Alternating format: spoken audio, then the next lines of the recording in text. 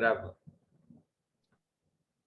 Eu vou fazer os uploads todos no YouTube juntos, tá, gente? Então, a gente vai gravando. Se alguém tiver perdido e quiser adiantar, me pede, manda um e-mail, manda um zap, alguma coisa. Hoje a gente vai falar de morfologia funcional e vou seguir a estratégia, tocar nos pontos estratégicos, né, que são importantes para vocês entenderem, né, o que realmente é relevante e aí aprofundar buscando as literaturas alternativas aí. Certinho? Vocês viram semana passada, a gente falou de diferenciação sexual, como é que gera um macho, como é que gera uma fêmea, desde a vida fetal, né? Esse nicho de mercado que é bem interessante, que é a sexagem fetal, né? Existe um nicho de mercado interessante. E aí a gente vai falar agora de pós-nascimento, né? Existe esse desenvolvimento pós-natal, né? Que é o crescimento relativo aí ao volume do corpo, onde o indivíduo vai ganhando diferenciação histológica, né, dos tecidos reprodutivos, até atingir a competência funcional reprodutiva, que vai se dar lá na puberdade, que vai variar de acordo com as espécies. Não vou entrar em puberdade e maturidade sexual, porque vocês vão ter uma aula lá na frente sobre isso. Tá? É importante vocês saberem só que as duas diferem. A puberdade é quando o indivíduo passa a ter capacidade reprodutiva, né? Reativação do eixo hipotalâmico hipofisário gonadal, sim, né? Isso enquanto lá no feto, o feto já tinha capacidade de produção de andrógeno, após o nascimento isso fica em latência e só restabelece após a puberdade. E a maturidade não, a maturidade é pico reprodutivo, é ápice reprodutivo, né? Onde ele ganha função plena reprodutiva. E aí, falando de anatomia, vocês viram lá na anatomia, lá com o professor Ricardo, o professor Guerra, a depender do período que vocês fizeram, que há uma diferenciação muito grande entre a anatomia do sistema reprodutor das espécies.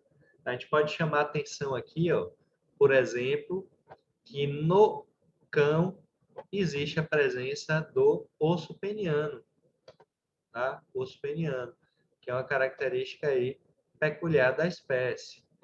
Outro, outra, outro achado que é bem interessante é aves.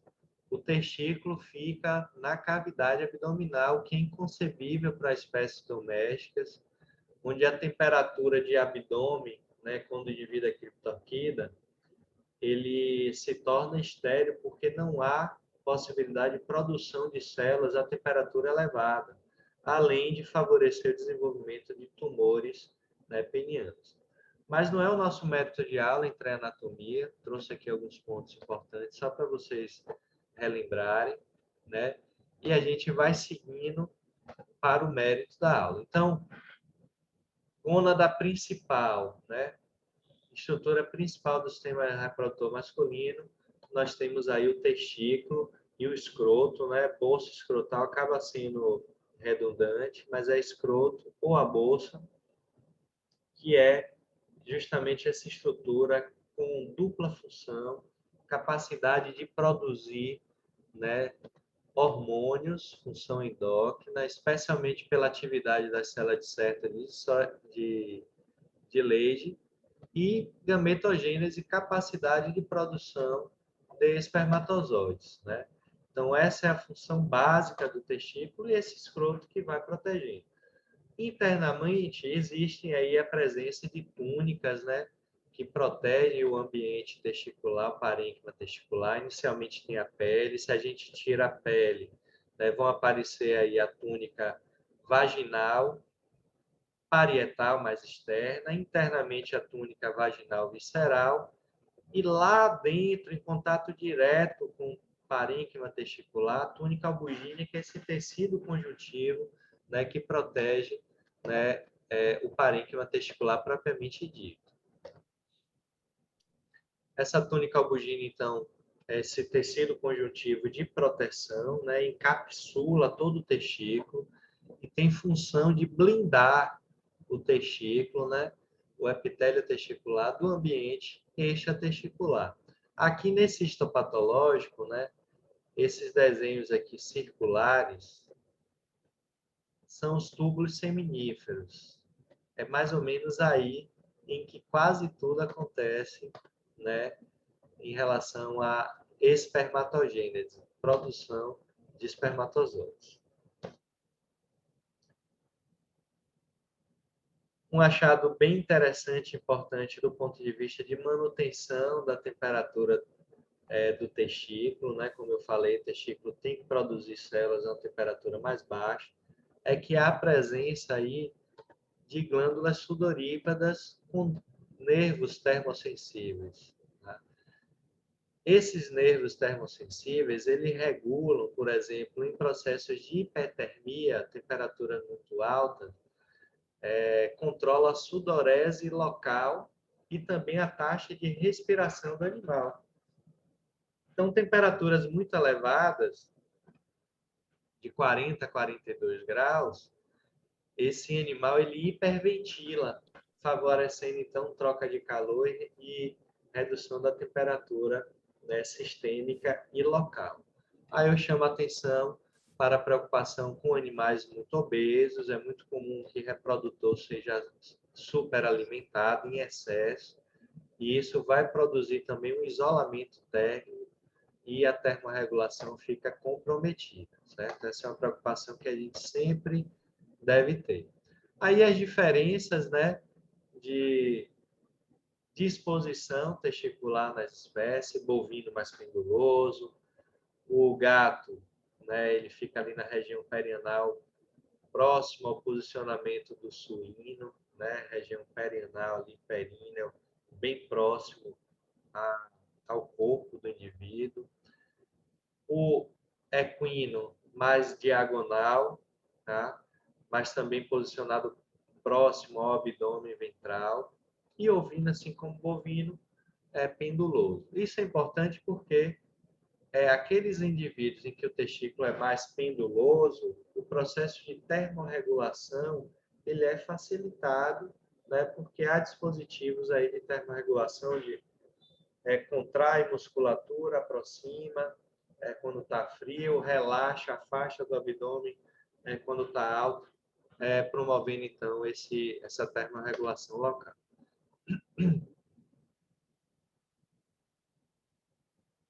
É importante lembrar que os testículos eles devem ser simétricos, né? Diferença inferior a 10% entre um lado e o outro. Não pode ter uma diferença muito grande. Se tiver uma diferença de mais de 10%, a gente já começa a suspeitar aí de alterações importantes. Tá? Como é esse caso? Esse era um indivíduo que tinha 55% de diferença de um testículo para o outro, né? O testículo esquerdo bem menor que o direito. É um caso emblemático porque eu vim para a Bahia, né? Morava em São Paulo, eu vim para a Central para congelar sêmen desse reprodutor que foi campeão de pista. Hoje não acontece mais isso, mas esse animal ele não foi feito o banco de sêmen dele e o produtor orientado a não utilizá-lo porque é um processo aí de origem congênita, já que tinha histórica aí pregressa. Esse é um outro indivíduo que tinha uma alteração importante a nível, né, testicular, granuloma espermático detectado pelo ultrassom.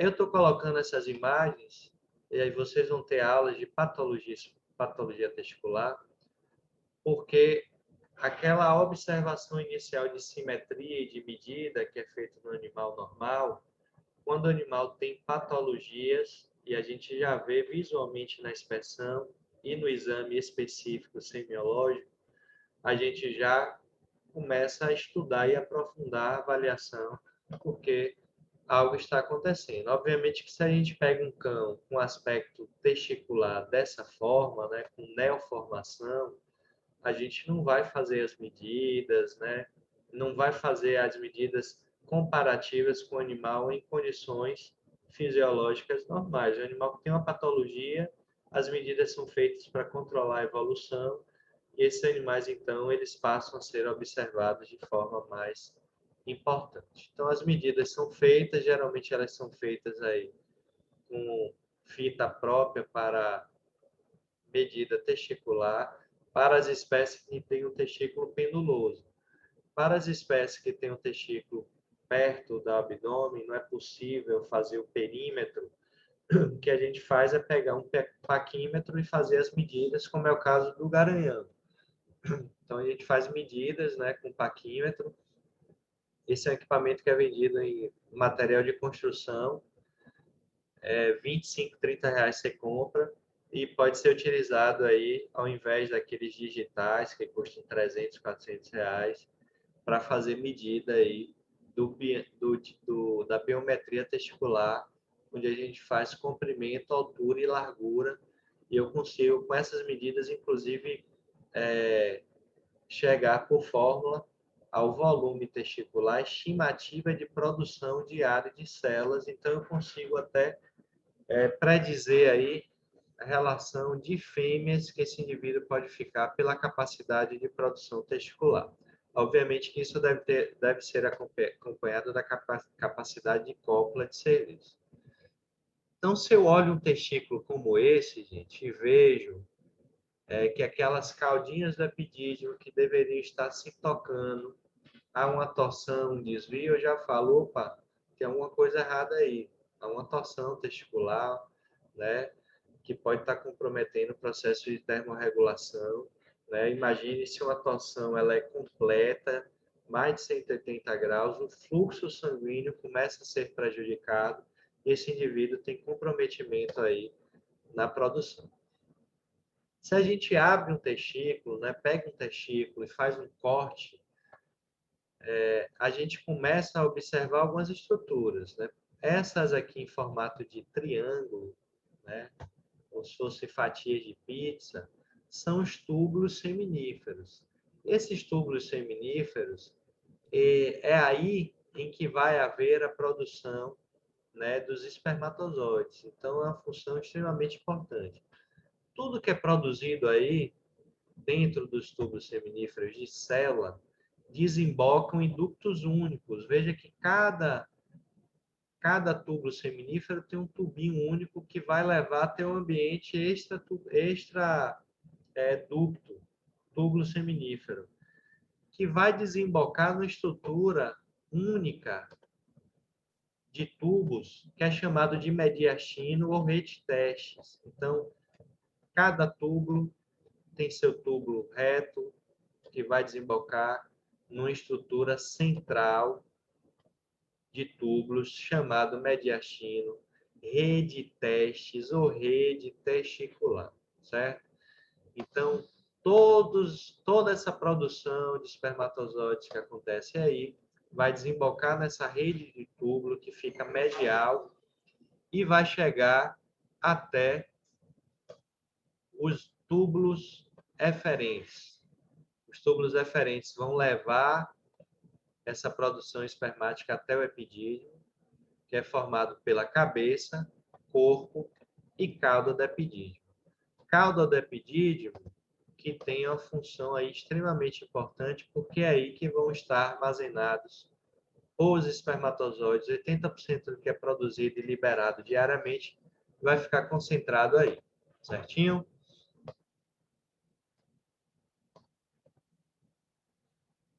E aí, se a gente pega aquele parênquima testicular para avaliar, é isso aqui que a gente vai identificar.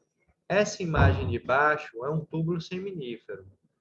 Vários túbulos seminíferos, onde os espermatozoides estão sendo produzidos, e um ambiente intertubular, intersticial, entre os túbulos seminíferos. O que é que a gente tem aí fora? Células de Leydig, vasos, tecido conjuntivo e líquido, tá? Dentro dos túbulos seminíferos, o que é que nós temos? Espermatozoides, todas as linhagens, né, que vão dar origem ao espermatozoide, então espermatogônio, espermatócito primário, secundário, espermático, até a liberação de espermatozoide completamente pronto. Isso tudo vai estar dentro dos túbulos seminíferos, tá? Isso é importante que fique claro, bem claro para vocês. Então, túbulo seminífero, produção espermática e presença das células de Sertoli. Se a gente for para o espaço intersticial, fora dos túbulos seminíferos, presença de vaso sanguíneo e células de leite, tá?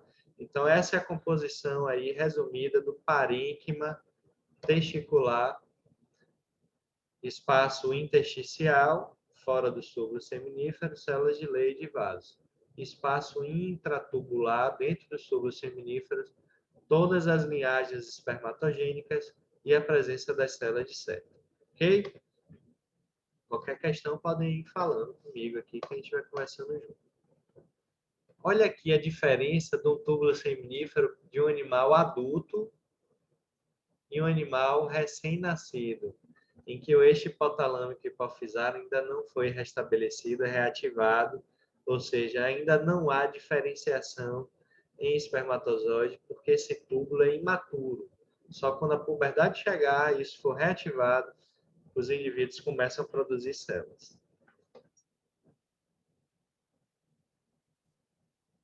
Esse túbulo seminífero, ele é diferenciado, né, de acordo com a sua região.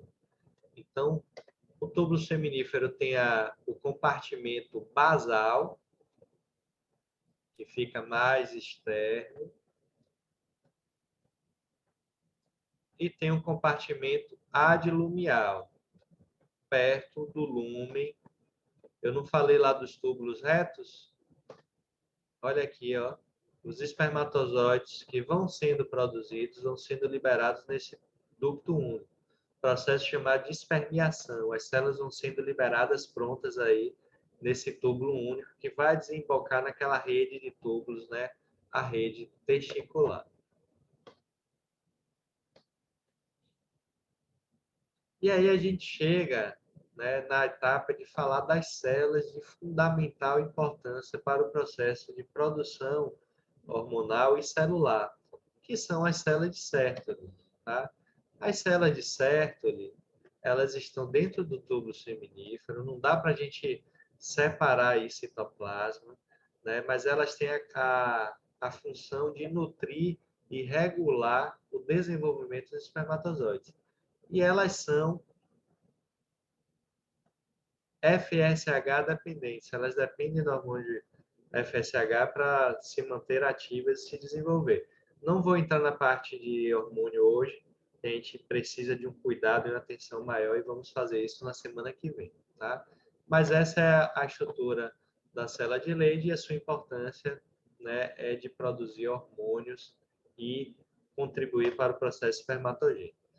As células de Leydig, que estão no espaço intersticial, fora dos túbulos, têm a função extremamente importante de produzir o andrógeno, o hormônio sexual masculino, e ela é receptor, ela tem receptores para LH, ela é LH dependente, ela depende de LH para se desenvolver. Se a gente pegar, gente, fizer uma biópsia testicular, né, cada grama de testículo ali vai ter a capacidade de produzir de 15 a 30 milhões de espermatozoides. O testículo é uma máquina fantástica de produção de células, né? 24 horas trabalhando ininterruptamente. É realmente uma estrutura extremamente capacitada, especializada de produção celular. Nos machos que tem variação sazonal a reprodução. Pode haver uma produção, uma queda, né? E aí eu lembro que, por exemplo, os ovinos são fotoperíodos negativos e os garanhões são fotoperíodos positivos. Reproduzem melhor no verão, enquanto os ovinos e caprinos reproduzem melhor no inverno. Mecanismo reprodutivo que a gente vai tocar nesse ponto lá na frente. Então, há uma tendência da contraestação esses indivíduos reduzirem a produção espermática, né? Isso pode acontecer. E aí o testículo tem uma capacidade muito interessante, que é chamada de hiperplasia compensatória. Se o indivíduo, gente, tem um problema unilateral em um testículo e a gente precisa remover, isso serve para o homem também. O testículo que fica ele tem um processo de hipertrofia, hiperplasia compensatória, e ele passa a produzir 80%, né, a mais de células e de hormônios. É uma capacidade fantástica de recuperação, né, de hiperplasia, justamente para tentar compensar a ausência de um testículo que foi removido. Então, se o animal tem um problema testicular, em um lado adquirido, não congênito, esse indivíduo ele pode ser aproveitado da reprodução, basta fazer a arquectomia unilateral. Eu vou passar a parte hormonal, porque a gente precisa trabalhar isso com um pouco mais de tempo e cuidado. Então, a espermatogênese começa a acontecer na puberdade, né, com os hormônios, né? As células começam a ser diferenciadas, espermatogônia tipo A sendo transformada em espermatozoides, e aí cada célula dessa tem capacidade de gerar, a depender da espécie, mais de 100 espermatozoides, em alguns casos mais de 300 células, né, oriundas de um inicial, pelo processo de mitose, divisão celular e depois a meiose, diferenciação. E aí, quando essas células estão prontas, elas são espermeadas naquele túbulo único, né, que chamamos de túbulo reto. Olha aqui que imagem bem bonita de um túbulo, né, seminífero com as células aqui em amarelo sendo espermeadas, sendo eliminadas, liberadas para o ejacular. Se a gente for falar, né, o caminho dos espermatozoides, né, então eles são produzidos nos túbulos seminíferos, vão para o túbulo reto, cai naquela rede testicular que chamamos de mediastino, né, ou rede testicular, rede testes, depois ductos eferentes, epidídimo, cabeça, corpo e cauda, fica armazenada ali na cauda 80% da sua produção. Depois vão para o ducto deferente, do ducto deferente, uretra pélvica, e é o mesmo caminho aí da urina, né? Quando o animal vai ter a micção, passa pelo mesmo caminho, um trajeto semelhante. Chegam aí também na uretra pélvica os fluidos das glândulas anexas, das glândulas sexuais anexas, próstata, bulbo uretral, glândulas vesiculares. Depois uretra peniana e aí a ejaculação. Então esse é um roteirinho, é uma sequência dos espermatozoides até chegar, tá? E aí a gente vai bater aqui no mérito da aula, que a gente vai focar e restringir até esse momento, né? E já tem uma atividade lá no Classroom, que é um formulário interativo. Não tem como errar, porque as perguntas são feitas para te levar para a resposta certa. É um exercício de fixação, tá? Do que a gente vai falar aqui agora. Então, o objetivo da barreira hematotesticular é evitar o contato do ambiente testicular com os espermatozoides. Por quê, gente? No processo de diferenciação celular, as células espermáticas se tornam haploides. Então, são células que têm metade da cromatina, diferente de todas as outras células somáticas que são diploides. Então, essas células, se caem na corrente sanguínea e linfática, elas são reconhecidas como corpo estranho. Não são reconhecidas como células do próprio indivíduo. Então, deve haver uma barreira hematotesticular fazendo essa separação importante. E ela se dá através de diferentes mecanismos, e esses mecanismos é que vão ser abordados aqui, tá? Primeiro, a presença de métodos de isolamento, barreira mecânica propriamente dita, que é feito pelas células mioides e junções das células de Sertoli, tá? Então, o que é que a gente tem aqui? Aqui é o ambiente dentro do túbulo seminífero, certo? Aqui é o ambiente fora do túbulo seminífero. Então, a primeira barreira que a gente tem são as células mioides, que é como se fossem muros que estão ali na região, no compartimento basal do túbulo seminífero, fazendo a barreira. Epa, daqui ninguém sai, ninguém entra. Estamos aqui protegendo o ambiente do tubo seminífero. Isso é um mecanismo de barreira mecânica. E a outra são as próprias junções, os gaps junctions que acontecem aí entre as células de Sertoli. Então, o citoplasma das células de Sertoli, né, tem essas junções aí que separam, que fazem uma barreira também mecânica, evitando que essas células em linhagens espermatogênicas até espermatozoide, que acabem fugindo e saindo desse ambiente. Então, aí a gente tem esses importantes mecanismos aí de barreira mecânica que evitam o processo de espermatogênese. Olha aqui no histopatológico, imagem real, né, para vocês verem direitinho como é. Externamente, células mióides fazendo a barreira mecânica. E aqui é célula de Sertoli, né? Desculpe, que é o espaço intersticial. Internamente é célula de Sertoli, que não dá para a gente ver essas separações. A gente só consegue detectar o núcleo da célula de Sertoli e não consegue fazer uma visualização das suas delimitações, mas essas junções estão lá fechadas, né? Cadeado fechado, evitando aí a fuga dessas células. Ok? Deu para verificar direitinho? Falem aí no chat se deu para identificar, se tem alguma dúvida, perguntem e Felipe me ajude aí também nas observações. Só me respondam se está tudo ok aí no chat que a gente vai seguir, tá?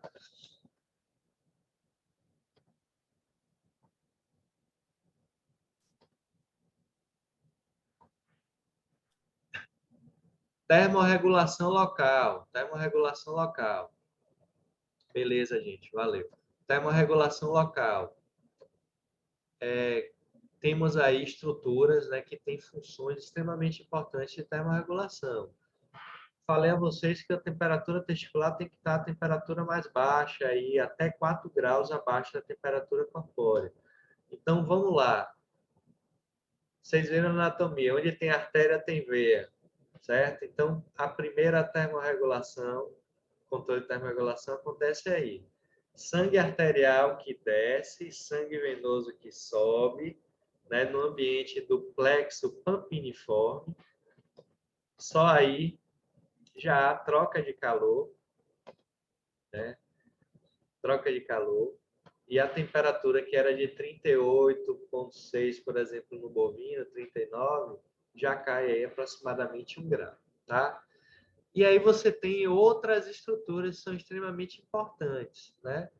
Por exemplo, o músculo cremaster. Olha aqui na imagem da direita, número 6.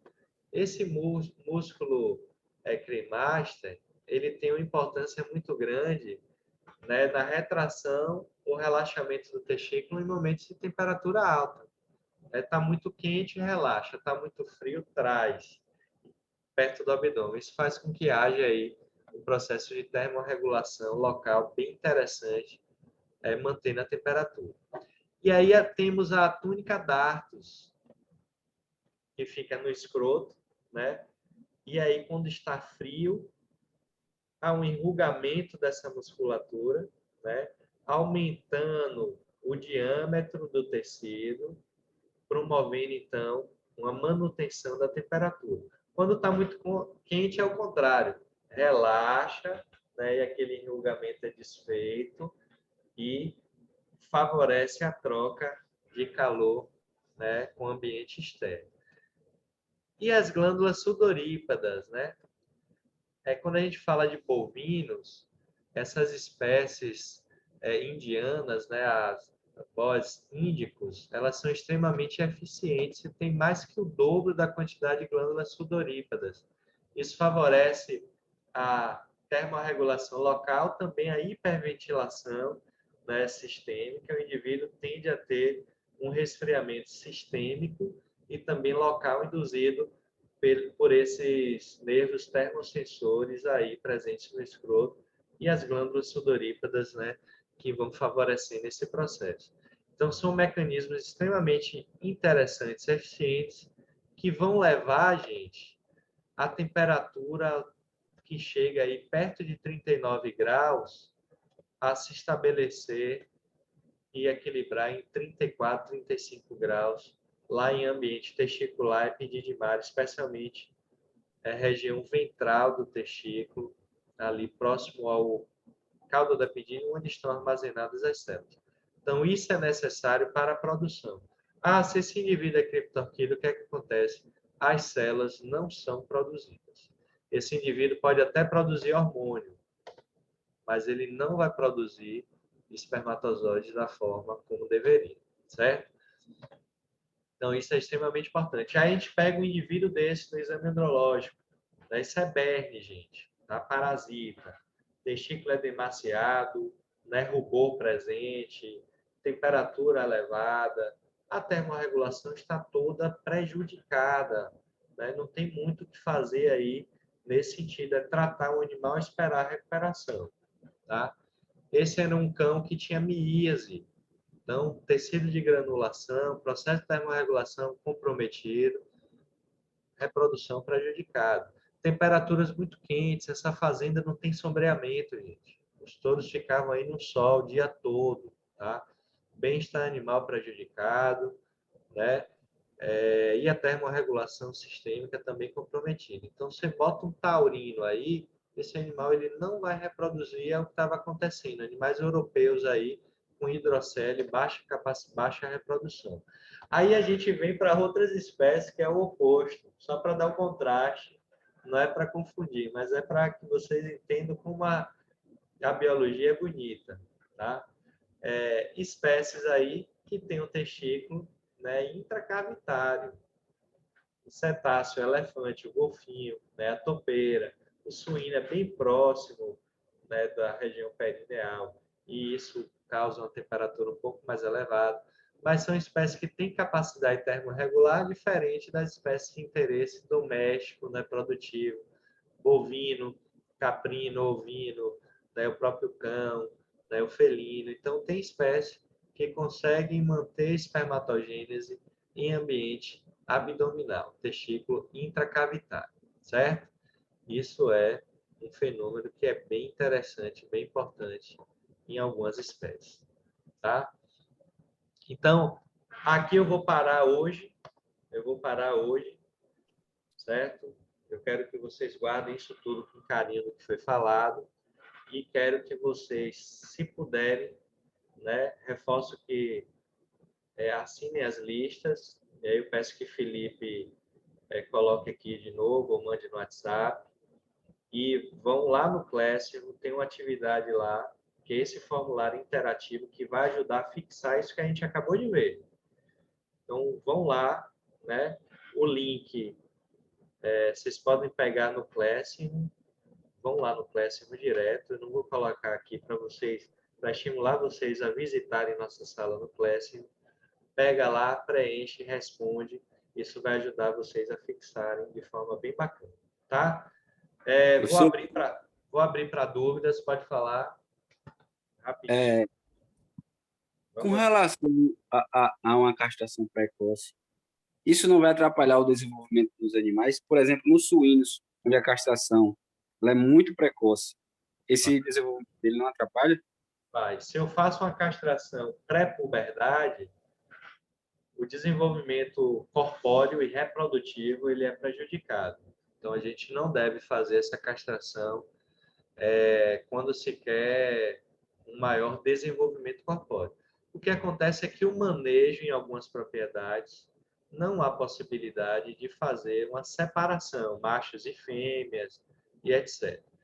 Então, acaba se fazendo a castração precoce, mesmo sabendo do prejuízo no desenvolvimento corpóreo que vai ser prejudicado nesses machos, né? Já que o andrógeno é um hormônio que vai estimular o desenvolvimento muscular, tá? Então, essa sim é uma informação importante passada para vocês. Certo, Ariel? Respondi? Muito, professor. Muito obrigado. Valeu, meu querido. Mais alguma dúvida, gente? Alguma questão? Podemos fechar aqui, então? Liguem aí quem tiver em casa, quem tiver com celular, com televisão, 10 horas, 10h15, a gente deve falar alguma coisa sobre medicina veterinária, vacinação na TV Aratu. Certo? Fiquem com Deus. Grande abraço e até já. Vão lá no formulário, tá bom? Beijo grande. Felipe, obrigado, viu, querido?